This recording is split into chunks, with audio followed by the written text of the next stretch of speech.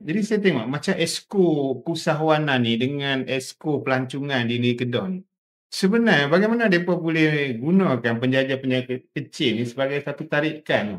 Jadi saya rasa antara inisiatif esko, kedua-dua esko ni mainkan peranan.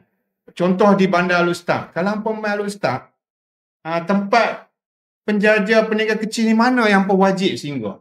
Takkan tak ada bajet tu. Saya punya pandangan, takkan tak ada bajet untuk hampa promosikan lah peniaga-peniaga kecil ni.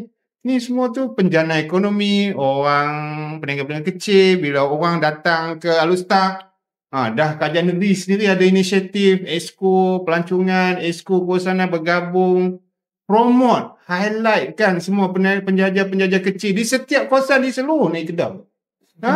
Secara dah ini semua antara untuk kita promote local street kita tu. Kedai-kedai jalanan kita yang macam kita tengok kalau di Thailand tu antara yang popular orang kita pun pergi sana pun kebanyakan pergi local street, kedai-kedai jalanan je. Jadi saya nampak sepatutnya lah kajian negeri yang tumpang duk ada puasa ni, ini peluang promote, bantu peniaga, barulah peniaga-peniaga kecil sayang dengan wakil-wakil rakyat ke ahli majlis